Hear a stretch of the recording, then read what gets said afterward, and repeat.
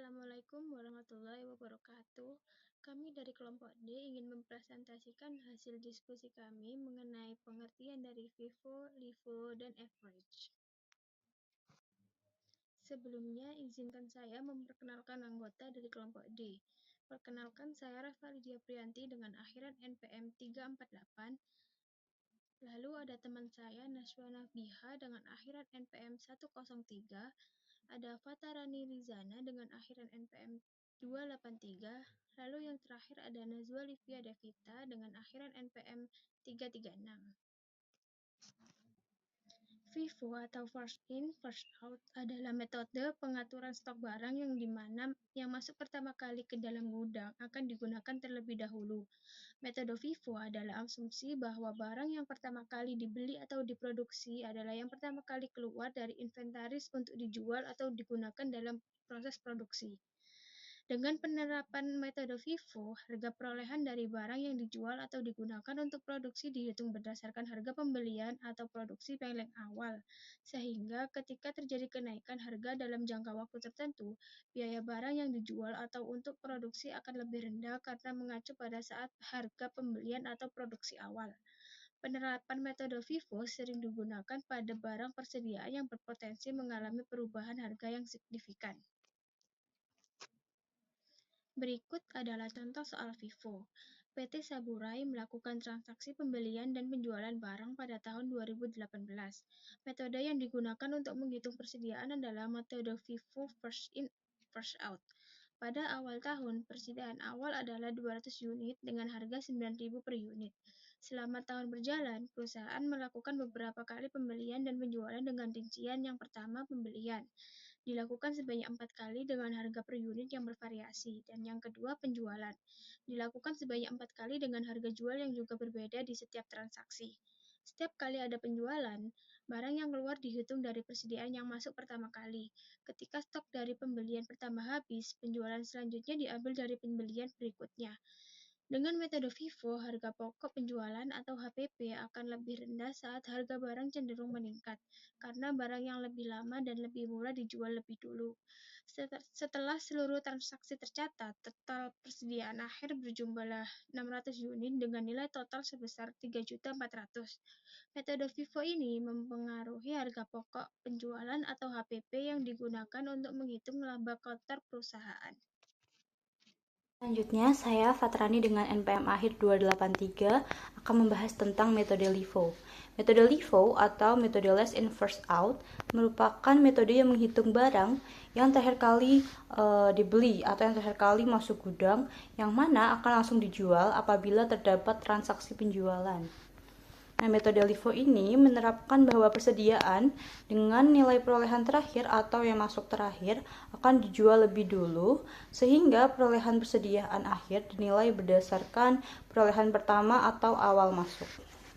Yang selanjutnya, saya akan membahas tentang contoh soal dari metode LIFO. Bisa dilihat pertanyaannya dan instruksinya. Hitunglah nilai persediaan akhir sistem perpetual dengan metode Last In First Out. Bisa dilihat baik di data di pertanyaannya itu dengan di tabel, jawaban di tabel. Yang pertama ada transaksi pertama ada 2 Januari. Persediaan awal 200 unit dengan harga 9.000 per unitnya. Yang berarti ini 200 dikali 9.000 sama dengan 1.800.000. Yang kedua ada di tanggal 10 Maret, yakni ada pembelian 300 unit dengan harga 10.000 per unit. Yang mana ini masuk ke akun pembelian, yakni 300 unit dikali 10.000 sama dengan 3 juta. Nah, ini berarti persediaan setelah pembelian tadi ini yakni 200 unit dikali 9.000 sama dengan 1.800.000. Transaksi selanjutnya ada 5 April. Di sini ada penjualan 200 unit. Nah, tapi karena kita ini pakai metode LIFO, jadi kita ambil dari stok terbarunya dulu, yaitu 10.000 per unitnya. Nah, ini masuk ke HPP. Jadi 200 dikali 10.000 sama dengan 2 juta.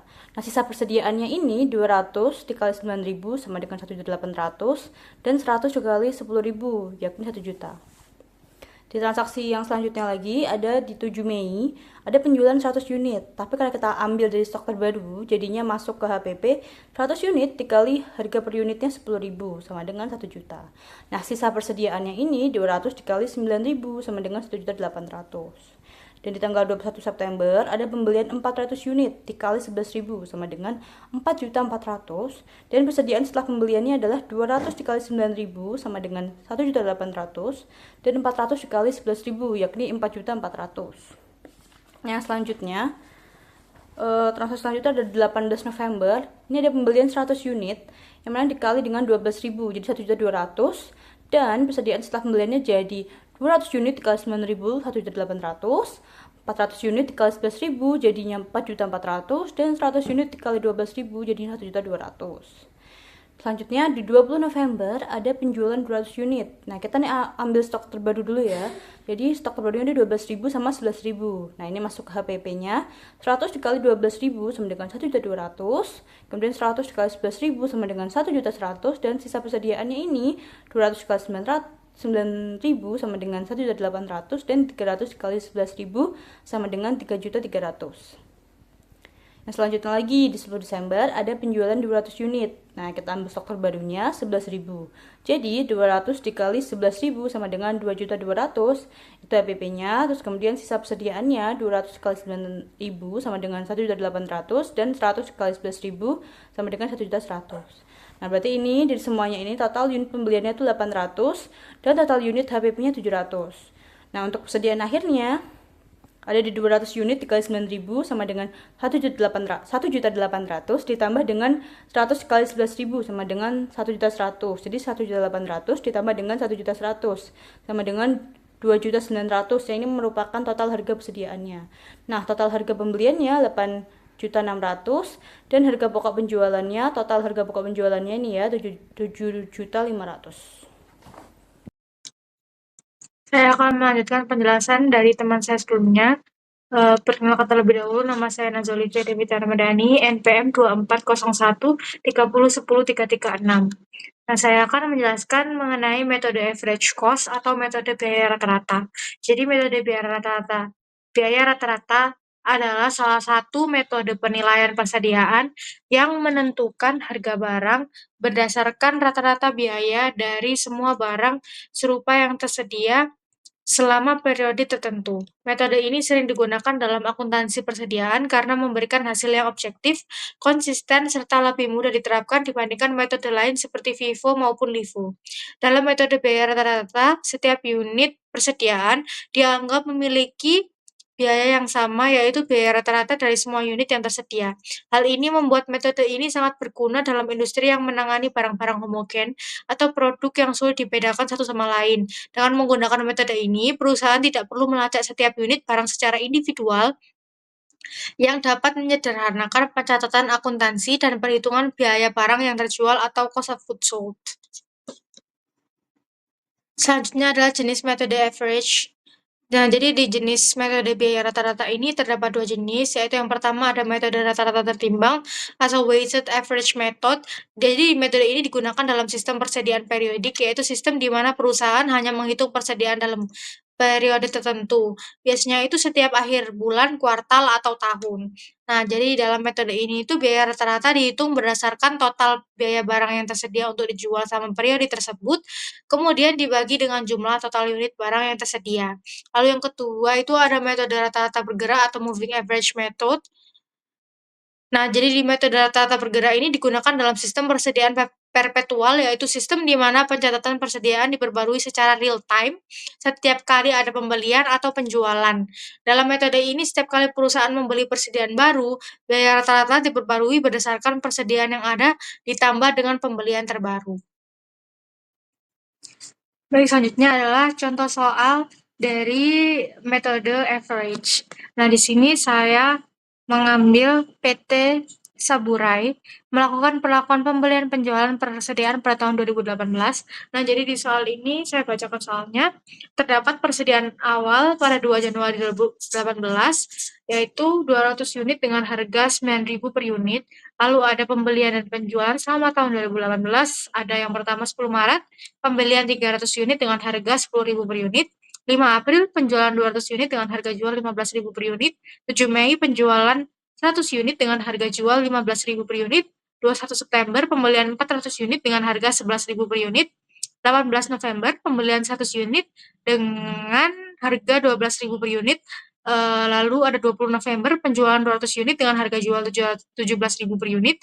10 Desember penjualan 200 unit dengan harga jual 18.000 per unit. Nah, jadi untuk menyelesaikan soal ini, pertama-tama kita menghitung harga rata-ratanya, kita menggunakan metode rata-rata tertimbang ya untuk menentukan harga pokok penjualan dan nilai persediaan akhirnya. Nah, yang pertama-tama kita hitung dulu harga rata-rata setiap transaksi pembeliannya. Nah, di sini di soal itu pembelian itu terdapat 3 tanggal, yaitu pada 10 Maret, 21 September, dan juga 18 November. Jadi kita hitungnya itu setelah pembeliannya. Jadi harga rata-rata sama dengan untuk 10 Maret harga rata-ratanya sama dengan 200 dikali 9.000 ditambah 300 dikali 10.000 dibagi dengan 200 plus 300 hasilnya sama dengan 9.600. Lalu untuk pembelian setelah pembelian 21 September itu harga rata-ratanya 200 dikali 9.600 ditambah 400 dikali 11.000 dibagi 200 plus 400. Jadinya 10.530. Lalu setelah pembelian 18 November, harga rata-ratanya 600 dikali 10.530 ditambah 100 dikali 12.000 sama dibagi 600 tambah 100 sama dengan 10.740. Lalu yang step kedua itu menghitung harga pokok penjualannya untuk setiap penjualan. Nah, di situ penjualan itu ada 5 April 200 unit, jadi 200 unit dikali 9.600 sama dengan 1.920.000. Yang 7 Mei itu 100 unit, 100 dikali 9.600 sama dengan 960.000. Lalu ya 20 November itu 200 unit, 200 dikali 10.740 sama dengan 2.148.000. Lalu yang 10 Desember 200 unit yaitu 200 dikali 10.740 sama dengan 2.148.000. Nah, untuk menghitung persediaan akhirnya itu setelah transaksinya berakhir itu sisa persediaan itu terdapat 300 unit dengan harga rata-rata 10.740 per unit sehingga nilai total persediaan akhirnya itu 300 dikali 10.740 sama dengan 3.224.000.